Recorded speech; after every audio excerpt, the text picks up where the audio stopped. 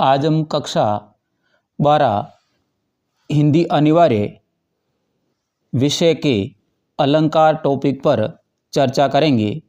ये अलंकार कक्षा 12 में हिंदी अनिवार्य के अंदर और कक्षा 11 के हिंदी साहित्य में भी यही अलंकार है वो पूछे जाते हैं। अलंकार से संबंधित बोर्ड परीक्षा 2026 में 2 प्रश्न है वो पूछे जाएंगे। दोनों प्रश्न रिक्त स्थान वाले होंगे और दोनों प्रश्नों के 2 अंक है वो निर्धारित है।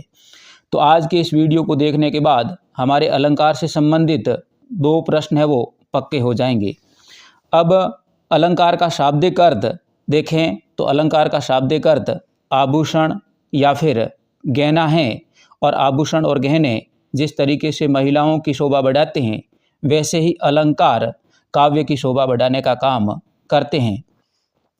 आचार्य दंडी ने अलंकार की परिभाषा इस प्रकार दी है, काव्य शोभाकरान धर्मान अलंकार प्रचक्षते, यानी काव्य की शोभा बढ़ाने वाले तत्वों या धर्मों को अलंकार है वो कहा जाता है। अलंकार है वो 2 प्रकार के होते हैं। अलंकार के प्रकार, अलंकार 2 प्रकार के होते हैं। पहला शब्दालंकार और दूसरा है वो अर्थालंकार।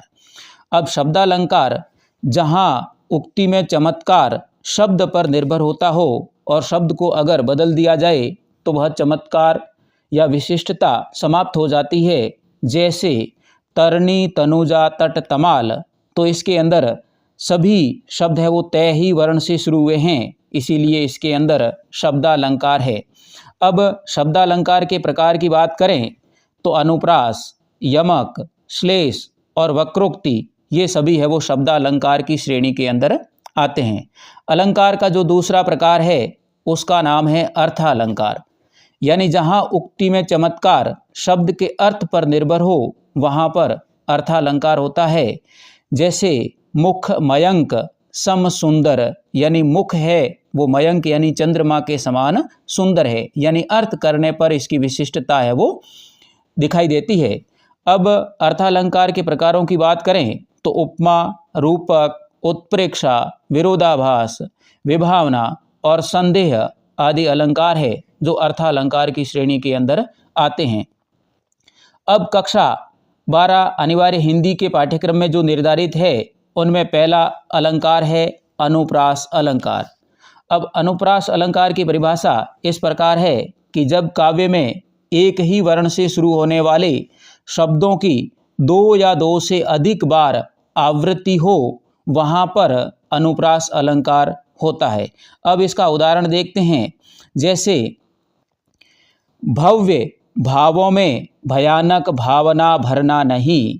अब इसके अंदर सभी शब्द है वो भय वर्ण से शुरू होने वाले हैं, यानी इस पंक्ति के अंदर भय वर्ण की बार बार आवृत्ति हुई है, इसीलिए इसके अंदर अनुप्रास अलंकार होगा। अब दूसरे उदाहरण को देखते हैं। चंदू के चाचा ने चंदू की चाची को चांदनी चौक में चांदी के चम्मच से चटनी चटाई, यानी इस उदाहरण के अंदर चय वर्ण की बार बार आवृत्ति हुई है, यानी सभी शब्द अधिकतर है वो चय वर्ण से शुरू होने वाले हैं, तो इसके अंदर भी अनुप्रास अलंकार है। अब दूसरे अलंकार को देखते हैं जो शब्दालंकार की श्रेणी में ही माना गया है, जिसका नाम है यमक अलंकार। अब यमक अलंकार की परिभाषा देखें।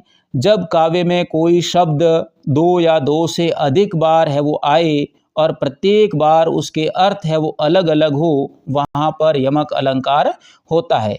यानी शब्द है वो 2 या 2 से अधिक बार आता है और प्रत्येक बार उसका अर्थ अलग होता है। उदाहरण के रूप में 3 बेर खाती थी वो 3 बेर खाती है, यानी ये बेर शब्द है, ये 2 बार आया है और इस शब्द के दोनों बार अर्थ अलग है। पहले बेर का अर्थ है बार और दूसरे बेर का अर्थ है एक फल, यानी बेर के दोनों जगह 2 अर्थ है, इसीलिए यहाँ पर यमक अलंकार प्रयुक्त हुआ है। दूसरे उदाहरण को देखते हैं तो कनक कनकते 100 गुनी मादकता अधिकार, यानी यहाँ पर कनक और कनक ये शब्द है वो 2 बार आया है। पहले कनक का अर्थ है धतूरा और दूसरे कनक का अर्थ है सोना, यानी यहाँ पर शब्दों के अर्थ है वो दोनों बार अलग अलग है, तो यहाँ पर यमक अलंकार प्रयुक्त हुआ है। अगले अलंकार को देखते हैं जिसका नाम है श्लेष अलंकार। अब श्लेष की परिभाषा, जब काव्य में एक ही शब्द के प्रसंगानुसार अलग अलग अर्थ निकले वहाँ श्लेष अलंकार होता है, यानी शब्द एक ही है परंतु उसके अर्थ है वो अलग अलग प्रसंग के अनुसार अलग अलग होंगे। उदाहरण के रूप में देखते हैं तो पानी गए न उबरे मोती मानुष अरु चून, तो इसके अंदर जो पानी शब्द है इसके अंदर श्लेष है, यानी इसके अंदर अनेक अर्थ चिपके हुए हैं, इसके अनेक अर्थ निकलते हैं। जैसे मोती, मोती के संदर्भ में पानी का अर्थ है चमक। अब है दूसरा शब्द है मनुष्य, मनुष्य के प्रसंग में इसका अर्थ है इज्जत। और चून यानी आटे के संदर्भ में पानी का अर्थ है जल, यानी पानी के यहाँ अलग अलग प्रसंग के अनुसार तीन अर्थ निकल रहे हैं, तो पानी शब्द में श्लेष अलंकार है। अगले उदाहरण को देखते हैं, सुवरण को ढूंढत फिरत कवि व्यभिचारी अरु चोर, यानी ये सुवरण है, इसके अंदर श्लेष है। अब सुवरण कवि के लिए तो इसका अर्थ है अच्छे शब्द, व्यभिचारी या कामी पुरुष जो रूप का लालसी होता है उसके लिए सुंदर रूप यानी सुंदरी के रूप में, और चोर के लिए है वो सोने या स्वर्ण या धन संपत्ति है वो इस सुवर्ण का अर्थ होगा। तो सुवर्ण के अंदर श्लेष अलंकार प्रयुक्त हुआ है। अब अगले अलंकार की तरफ लौटते हैं जिसका नाम है वक्रोक्ति अलंकार। परिभाषा, जब किसी एक व्यक्ति द्वारा एक ही अर्थ में कहे गए शब्द या वाक्य में कोई दूसरा व्यक्ति जानबूझकर दूसरे अर्थ की कल्पना करे तब वहाँ वक्रोक्ति अलंकार होता है। उदाहरण को देखें तो को तुम कौन हो, घनश्याम हम, यानी हम घनश्याम हैं, तो बरसों कित जाए। यहाँ पर घनश्याम और राधा के बीच में आपस में संवाद हो रहा है। घनश्याम कह रहे हैं मैं घनश्याम हूँ, यानी श्री कृष्ण हूँ। श्री घनश्याम है वो श्री कृष्ण के अर्थ के रूप में अपना नाम कह रहे हैं, परंतु राधा है वो उसको घनश्याम को दूसरे अर्थ में जानबूझकर दूसरा अर्थ ले रही है कि तुम बादल हो तो कहीं जा करके बरसो, इसीलिए इस घनश्याम में है वो वक्रोक्ति अलंकार प्रयुक्त हुआ है। उसी तरीके से दूसरा उदाहरण देखते हैं, भिक्षुक गोकित को गिरिजे सो तो मांगन बलि द्वार गयोरी। अब लक्ष्मी जी है वो गिरिजे यानी पार्वती से पूछ रहे हैं कि तुम्हारा पति शिव जी है वो कहाँ है। तो भिक्षुक शिव जी को कहा गया है, लक्ष्मी जी ने शिव जी को भिक्षुक कहा है, भिखारी कहा है। तो लक्ष्मी जी ने पार्वती से पूछा कि तुम्हारा पति भिक्षुक कहाँ है, तो पार्वती ने उसी अंदाज के अंदर अलग अर्थ के अंदर जवाब दिया कि वो तो बलि के द्वार पर मांगने के लिए गया है, यानी पार्वती ने ब्रह्मा जी को है वो भिखारी मांग दिया, क्योंकि भगवान राजा बलि से है वो ब्रह्मा जी ने भी भीख मांगी थी। इसीलिए यहाँ पर एक व्यक्ति के द्वारा कहे गए शब्द का दूसरा व्यक्ति जानबूझकर अलग अर्थ ग्रहण करता है, तो वहाँ वक्रोक्ति अलंकार प्रयुक्त होता है। अगले अलंकार को देखते हैं जिसका नाम है विरोधाभास, यानी विरोध का आभास। जब वास्तविक विरोध न होते हुए भी वहाँ पर विरोध का आभास प्रतीत हो, वहाँ विरोधाभास अलंकार होता है। यानी विरोधाभास का शाब्दिक अर्थ है विरोध का आभास देने वाली बातें। उदाहरण के रूप में, मीठी लगे अंखियन लुनाई। यहाँ लुनाई शब्द का अर्थ है वो लावण्य या सुंदरता से है, न कि खारापन से। अब जिस तरीके से इसमें विरोधाभास यही है कि लुनाई यानी खारापन, जबकि यहाँ लुनाई शब्द खारापन के लिए नहीं है, आँखों की सुंदरता के लिए, आँखों के लावण्य के लिए मीठी यानी अच्छी लगती है प्रयुक्त हुआ है। अगला उदाहरण, मैं अंधा भी देख रहा हूँ रोती हो तुम रोती हो। यानी यहाँ अंधे व्यक्ति के देखने की बात कही गई है, तो स्पष्ट लग रहा है कि भाई ये गलत बात है, विरोधी बात है, परंतु यहाँ देख रहा हूँ शब्द का अर्थ देखने से नहीं है, यानी देखने का मतलब है अंधा व्यक्ति भी अनुभव कर रहा है, इसीलिए यहाँ देखने के संदर्भ में न होकर के अनुभव के संदर्भ में है, इसीलिए यहाँ पर विरोधाभास अलंकार प्रयुक्त हुआ है। अब अगला अलंकार जिसका नाम है विरोधाभास, ये अनिवार्य हिंदी में भी है, हिंदी साहित्य में भी यही अलंकार शामिल है। तो परिभाषा, जब कारण के नहीं होने पर भी कार्य का होना वर्णित हो वहाँ विभावना अलंकार होता है, यानी कारण है नहीं, बिना कारण के भी कार्य हो रहा है। उदाहरण के रूप में, बिनु पद चले सुने बिनु काना, कर बिनु कर्म करे विधि नाना, यानी बिना पैरों के चल रहा है, बिना कानों के सुन रहा है, बिना हाथों के कार्य कर रहा है, इस प्रकार से बिना कारण के भी कार्य हो रहा है। दूसरे उदाहरण को देखते हैं कि मुनि तापस जिन ते दुख लय ही, ते नरेश बिनु पावक देई, बिनु पावक देई यानी पावक यानी अग्नि के बिना भी, दे यानी जल रहे हैं, बिना अग्नि के जल रहे हैं, यानी यहाँ पर भी कारण के अभाव में भी कार्य होना पाया जा रहा है, तो विभावना अलंकार प्रयुक्त हुआ है।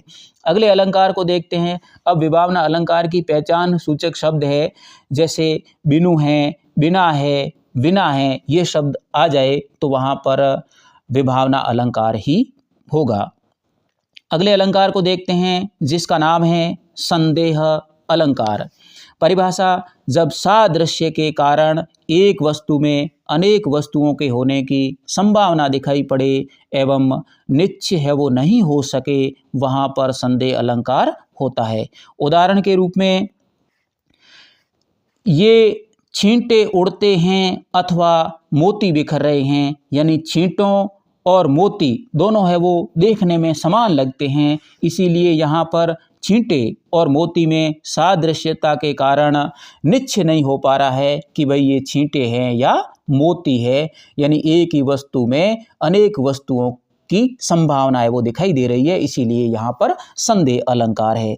अगला उदाहरण, हरिमुख यह आली, हरिमुख यह आली, कींधो केंधो उग्यो मयंक, यानी एक सखी दूसरी सखी से कह रही है कि ये हरिमुख यानी भगवान का मुख है, या फिर है वो उग्यो मयंक यानी चंद्रमा है वो उदय हुआ है। तो यहाँ पर हरि के मुख और मयंक यानी चंद्रमा में सादृश्यता के कारण निश्चय नहीं हो पा रहा है, संदेह की स्थिति है, इसीलिए यहाँ पर है वो संदेह अलंकार प्रयुक्त हुआ है। अब संदेह अलंकार के पहचान सूचक शब्द है कि अथवा या कींधो कीवा आदि, अगर ये शब्द आ जाए तो वहाँ पर निश्चित रूप से संदेह अलंकार ही होगा।